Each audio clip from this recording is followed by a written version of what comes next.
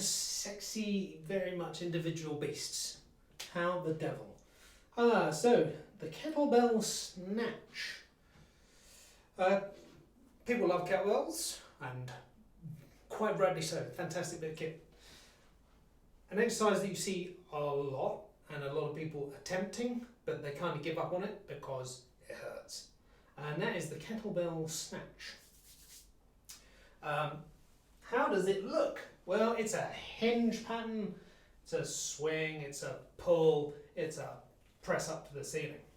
Now, one of the big issues that people have is that the kettlebell clumps them on the back of the wrist or the forearm. There's a couple of reasons that happens, one of which is they go for too small a dumbbell.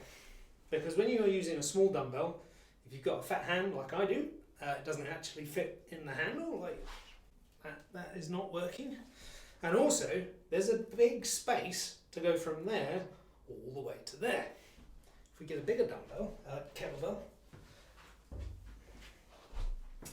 then now we have a bigger handle, right? So this thing can sit nicely across my palm, and also surprisingly there's less distance.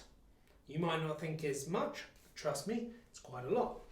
Ideally, you'd actually go for what they call competition kettlebells, which are all the same size, but the load varies.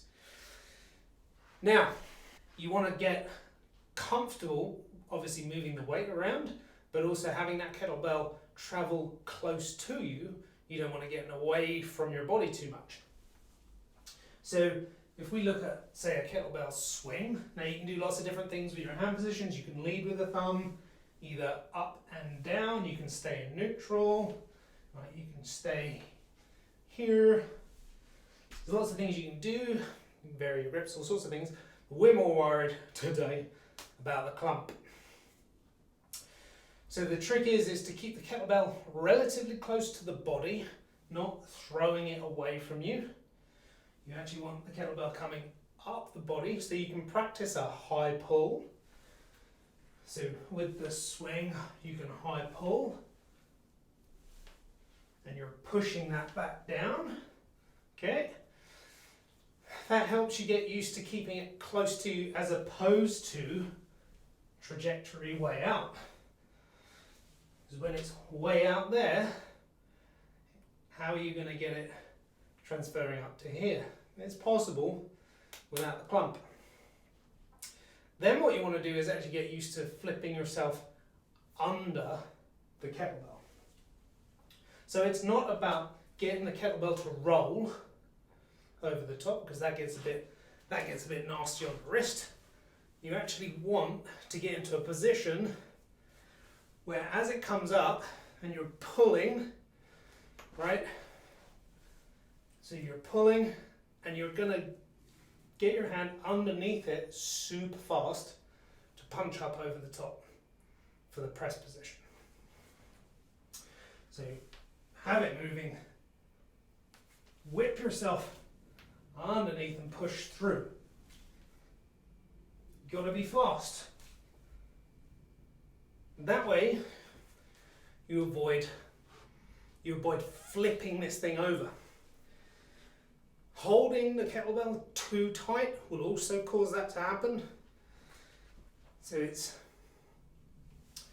pull and press. You want to get under the kettlebell as early as possible, so your hand sneaks up underneath. You don't spin the kettlebell over the top, you get your hand underneath, nice and early. Nice and early. So now I'm just catching it in this position, which is good then for the press if I'm going straight into that press.